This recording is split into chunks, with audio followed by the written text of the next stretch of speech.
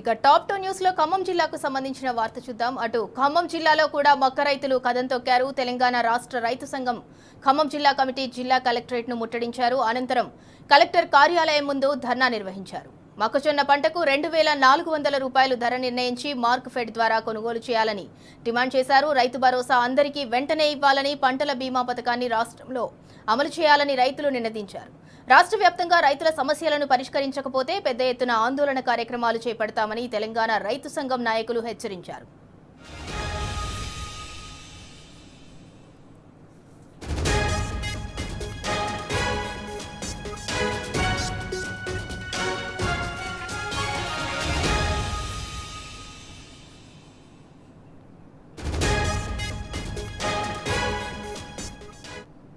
ఇక ఇదే అంశానికి సంబంధించి మరింత సమాచారం మా ప్రతినిధి సాంబశివరావు అందిస్తారు. సాంబశివరావు, ఖమ్మం కలెక్టరేట్ దగ్గర అయితే రైతు సంఘాల నేతలు ధర్నా చేశారు. దానికి సంబంధించి పూర్తి డీటెయిల్స్ ఏంటి, వాళ్ళ ప్రధానమైన డిమాండ్స్ ఏంటి?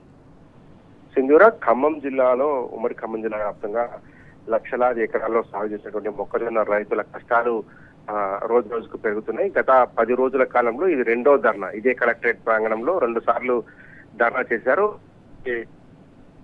ఇదిలో ఒకసారి ధర్నా చేసినప్పుడు కలెక్టర్ని కలిసి వినతి పత్రం కూడా సమర్పించారు.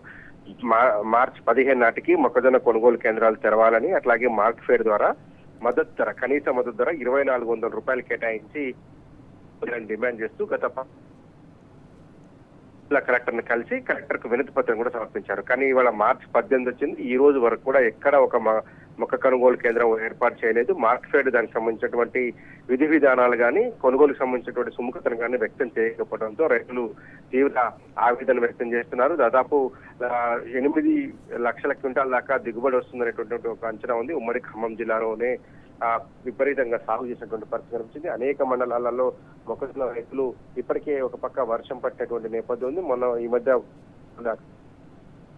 ఎకరాల మొక్కజొన్న రైతులు నష్టపోయారు. ఇవన్నీ కష్టాలు ఉన్నటువంటి నేపథ్యం ఉన్నది. అయినప్పటికీ కూడా ప్రభుత్వం స్పందించకపోవడంతో ఇవాళ ఖమ్మం కలెక్టరేట్ కార్యాలయం దగ్గరికి తెలంగాణ రైతు సంఘం ఆధ్వర్యంలో చేరుకుని పెద్ద ఎత్తున ఆందోళన కార్యక్రమాలు తెలియజేశారు. ప్రభుత్వం తక్షణమే స్పందించి మార్కెట్ ద్వారా 2400 రూపాయలు ధర చెల్లించి కొనుగోలు చేయాలని డిమాండ్ చేశారు. దాంతోపాటు రైతు భరోసాకు సంబంధించినటువంటి రైతాంగం ఆగ్రహం కూడా స్పష్టంగా కనిపించింది. లీకులు తప్ప ఇప్పటి వరకు రైతు భరోసా ఇవ్వకపోవడం, కనీసం ఇస్తున్నటువంటి డేటాను కూడా ప్రభుత్వం ప్రకటించకపోవడంతో ఆందోళన తీవ్రతరం చేశారు. ప్రతి ఒక్క రైతు కూడా రైతు భరోసా చెల్లించాలి.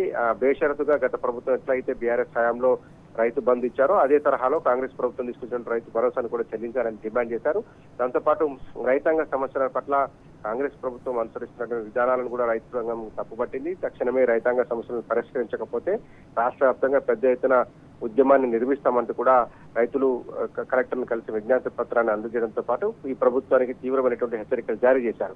ఇప్పుడు బహిరంగ మార్కెట్ లో ముందు కొద్దిగా సాగు చేసినటువంటి రైతులు ఇప్పటికే మొక్కకు సంబంధించినటువంటి దిగుబడి వస్తుంది. అది అమ్ముకునేటువంటి ప్రయత్నం చేసినప్పుడు 1300 రూపాయల నుంచి 1600 రూపాయల వరకు మాత్రమే ప్రైవేటు వ్యాపారులు చెల్లిస్తున్నారు. గరిష్టంగా 1100 రూపాయలు, కనిష్టంగా 800-900 రూపాయల దాకా నష్టపోతున్నటువంటి పరిస్థితి రైతు నెలకొంది. 28 క్వింటాలు మాత్రమే ప్రభుత్వం కొనుగోలు చేస్తామని చెప్తుంది. 40 క్వింటాల దాకా దిగుబడి వస్తున్నటువంటి నేపథ్యం ఉంది కాబట్టి ప్రభుత్వం ఆ మేరకు కొనుగోలు చేయాలని కూడా రైతాంగం డిమాండ్ చేస్తుంది.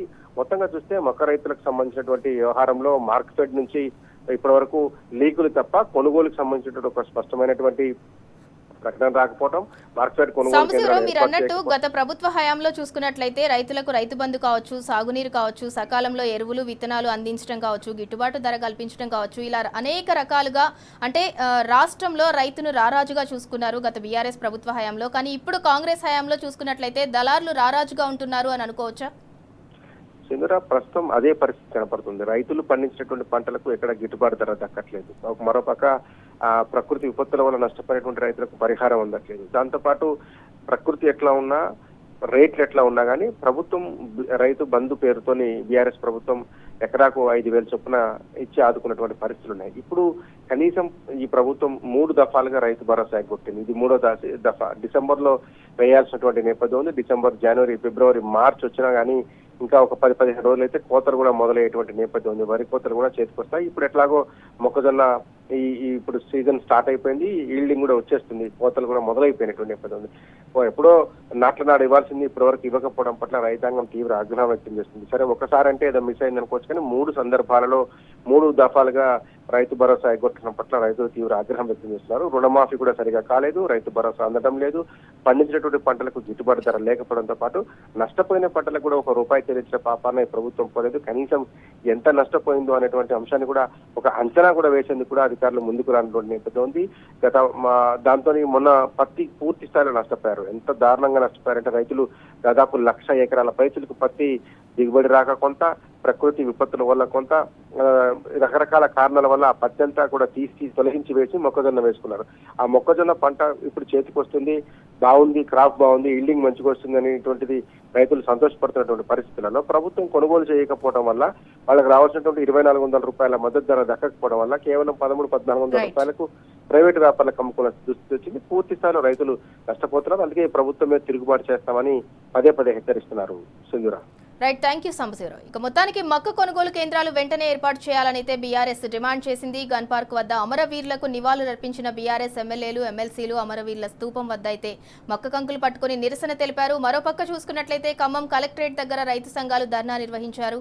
₹2,400 ధర నిర్వహించి మార్క్ ఫెడ్ ద్వారా కొనుగోలు చేయాలని రైతులైతే డిమాండ్ చేస్తున్నారు.